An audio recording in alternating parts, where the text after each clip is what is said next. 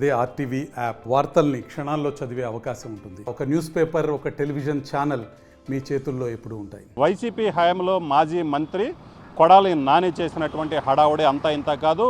చంద్రబాబు మీద, ప్రత్యేకించి చంద్రబాబు లోకేష్ మీద ఆయన విరుచుకుపడ్డ తీరైతే మాత్రం చాలా అగ్రెసివ్గా ఉన్నటువంటి పరిస్థితి ఉంది. అయితే ఎన్నికల సమయంలో ఆయన మాట్లాడిన మాటలు చంద్రబాబు కుప్పం నుంచి ఖచ్చితంగా ఓడిపోతాడు, ఈసారి చంద్రబాబు గెలిచినట్లయితే తాను చంద్రబాబు బూట్లు తుడుస్తూ ఆయన దగ్గరే ఉంటానని చెప్పడం జరిగింది. అయితే ఎన్నికల్లో మొత్తం సీన్ మారింది. చంద్రబాబు కుప్పంలో గెలిచారు, కొడాలి నాని గుడివాడలో ఓడిపోవడం జరిగింది. అలాగే వైసీపీ 11 సీట్లకే పరిమితమైనటువంటి పరిస్థితి ఉంది. సో ఈ నేపథ్యంలోనే కొడాలి మాటలను గుర్తు చేస్తూ కూడా గుంటూరులో ఫ్లెక్సీలు వెలిచాయి.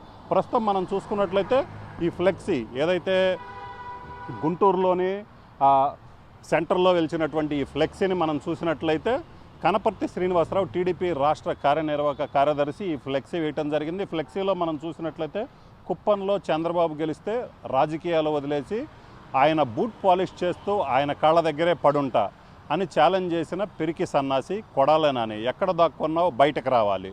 సో ఇలాగా ఈ ఫ్లెక్సీలు ఇక్కడ టౌన్లో ఏర్పాటు చేయడం జరిగింది. అలాగే మరోపక్క చూసినట్లయితే చంద్రబాబు అక్కడ ఉన్నారు.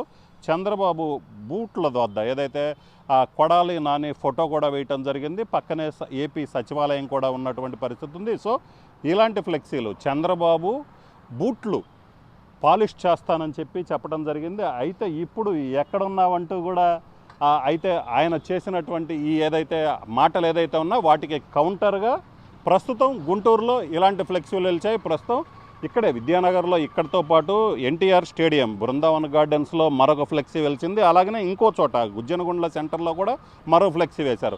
సో టీడీపీ రాష్ట్ర కార్యనిర్వాహక కార్యదర్శి కనపర్తి శ్రీనివాసరావు పేరుతో ఈ ఫ్లెక్సీలు వేయటం అనేది ఇప్పుడు సంచలనంగా మారిందని చెప్పుకోవచ్చు.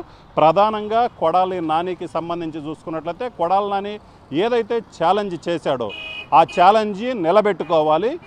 ఓడిపోయిన తర్వాత కొడాలి నాని కనిపించకుండా పోయేవాడు పిరికి సన్నాసి లాంటి కొడాలి నాని ఇప్పుడు ఎక్కడున్నావంటూ కూడా ఆయన ఫ్లెక్సీలో రాయటం జరిగింది. ఖచ్చితంగా కొడాలి నాని ఏదైతే తాను చెప్పాడో, తాను ఏదైతే ఛాలెంజ్ విసిరాడో ఆ ఛాలెంజ్కి కట్టుబడి ఉండాలి. ఓడిపోయాడు, గుడివాడలో కొడాలి నాని ఓడిపోయాడు, కుప్పంలో చంద్రబాబు భారీ మెజారిటీతో గెలిచారు. అలాగనే రాష్ట్రంలో కనీవిని ఎరుగని మెజారిటీతో టీడీపీ కూటమి సభ్యులు గెలవటం జరిగింది.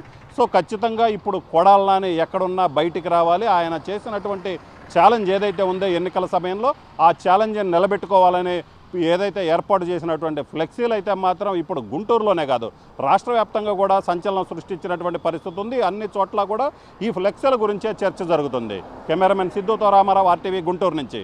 ఎంపీసీ బైపీసీ విద్యార్థులకి ఒక వరం CA CMA కోర్సులు. CA CMA చదివే విద్యార్థుల్లో 40% మంది ఎంపీసీ మరియు బైపీసీ విద్యార్థులే. Master minds